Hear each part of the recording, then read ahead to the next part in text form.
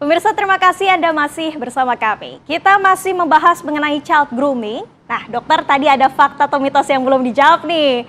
Fakta atau mitos manipulatif yang sudah kronis akan berusaha memisahkan korban dari teman dan keluarga agar korban merasa hanya pelaku yang menyayangi korban. Fakta atau mitos? Iya, seorang child groomer yang memang memiliki pola manipulasi yang sudah kronis, artinya jangka panjang, dia memang akan mengisolasi korbannya, akan menjauhkan korban dari pertemanan, dari keluarga, sehingga memang korban merasa tidak berdaya, merasa hanya pelaku yang bisa menerima dirinya, menolong dirinya, menyayangi Berarti dirinya. fakta.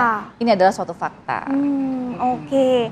Nah, terus dok, si korban ini merasa hanya orang itu yang paling menyayangi. Itu gimana sih? Kok bisa kayak gitu, dok? Ya, karena memang pelaku biasanya mengincar korban yang rentan ya, rentan mungkin yang kesepian, butuh pertolongan, kurang perhatian, kurang sosok orang tua yang hadir, atau kurang bisa mengungkapkan apa isi hatinya kepada orang terdekatnya. Itu adalah profil dari korban yang sangat mudah menjadi incaran dari pelaku child groomer. Sehingga ketika ada yang mendekati, menyayangi, korban mudah terpedaya, merasa bahwa oh ada orang yang menyayangi aku, ada orang yang bisa memahami dan menerima aku, yang ternyata itu hanya sebuah manipulasi untuk akhirnya dieksploitasi menjadi suatu pelecehan. Berarti pentingnya peran orang tua ya terhadap seorang anak untuk kemudian kepribadiannya di masa mendatang ini jadi punya boundaries gitu ya, untuk agar pelaku-pelaku child grooming ini tidak mengintai dirinya, seperti itu ya, dok? Penting sekali, peran orang tua atau parental figure, katakanlah dia tidak punya orang tua, tapi dia punya sosok orang tua atau pengganti orang tua yang memang hadir di dalam kehidupan dia, yang bisa membantu si anak merasa aman, nyaman, komunikasinya terbuka, itu akan membuat anak terhindar ya dari jebakan-jebakan child groomer. Jadi penting sekali.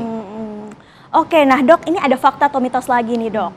Pelaku grooming fokus pada kepuasan sendiri, bukan karena cinta. Itu tujuannya untuk pelaku agar dia bisa mendapatkan eksploitasi dan kepuasan tersendiri melakukan pelecehan. Fakta atau mitos, dokter? Ya, ini fakta. Karena memang tindakan ataupun perilaku yang dilakukan terhadap korban itu ada tujuannya. Tujuannya adalah untuk memuaskan atau memenuhi kebutuhan dari si pelaku. Jadi bukan untuk si korbannya atau pasangannya misalnya ya.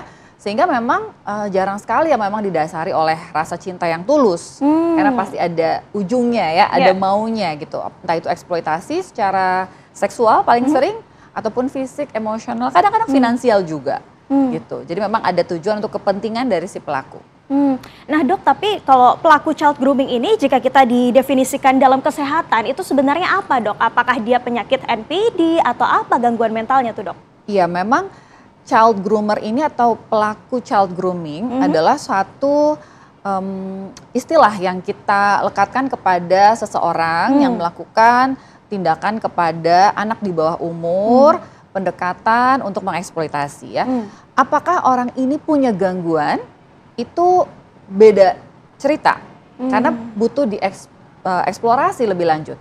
Apakah dia punya gangguan kepribadian narsisistik misalnya, narcissistic personality disorder, NPD, ataukah antisocial personality disorder. Nah itu butuh pemeriksaan lebih mendalam.